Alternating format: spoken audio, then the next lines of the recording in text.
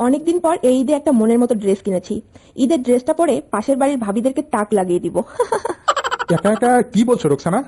শোনো না জান, ঈদের দিন বিকেল বেলা কিন্তু আমরা দুজন বেড়াতে যাবো। আচ্ছা, তুমি যে ম্যাচিং করে ড্রেসটা কিনে দিয়েছো ওটা তো সবাইকে দেখাতে হবে, তাই না? ওকে জান, যাবো যাবো। আমার একমাত্র বউ বেড়াতে যাবে বলে কথা, আর আমি না গিয়ে পারি? ওকে, তোমার সব কাজ সেরে রেডি হয়ে নিও, আমি নিয়ে যাব। রোকসানা, এই রোকসানা, শুনছো তুমি? কোথায়? এদিকে আসো। জি আম্মা, বলেন কি জন্য ডাকছেন? ডাকছি কি আর সাধে? আজ বাদে কাল ঈদ, তোমার কি সেদিকে কোনো খেয়াল আছে? বাসার সব কাজ তো পড়েই আছে নাকি? আম্মা, আপনি কোনো টেনশন করবেন না, সব কাজ সময় মতো হয়ে যাবে। মুখ দিয়ে তো তুমি সব কাজেই করে ফেলো, কিন্তু দিন শেষে দেখা যায় কোনো কাজেই শেষ হয় নাই। আরে আম্মা, আপনি বলেন না কি করতে হবে, আমি করে ফেলবো। তবে আমার একটা কথা আছে, কিন্তু ঈদের দিন বিকেলবেলা কিন্তু আমি আর মফিজ ঘুরতে যাব। এটা কি বললা বৌমা? বিকেলবেলা ঘুরতে যাবা মানেটা কি? জামাই ফোন করেছিল শম্পা সহ বিকেলবেলা বেড়াতে আসবে, আর তুমি বেড়াতে যাবে? ও, শম্পা আসবে? সমস্যা নেই আম্মা, আমি তো সব রান্না বান্না রেডি করে রেখেই যাব। ওরা আসলে আপনি খেতে দিয়েন, আর আমি তো তাড়াতাড়ি চলে আসব।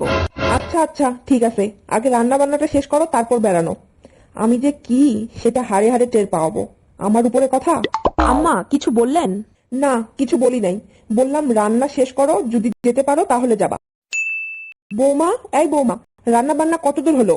এই তো আম্মা, প্রায় শেষের দিকে। সেমাই হয়ে গিয়েছে, মিষ্টি আর পিঠাটাও শেষের দিকে।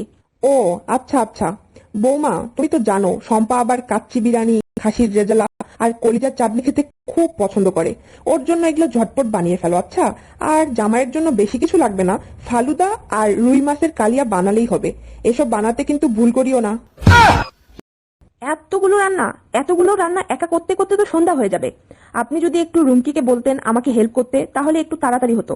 তাছাড়া আপনাকে তো কালকে বিকেলে বললাম আমি একটু ঘুরতে যাব। কি বললা? রুমকি তোমাকে হেল্প করবে?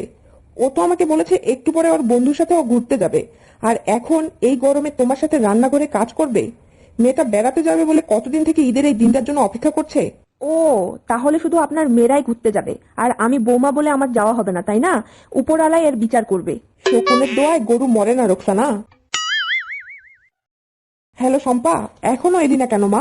কতক্ষণ লাগবে? আজকে সারাদিন তোর জন্য কত রান্না বান্না করে বসে আছি।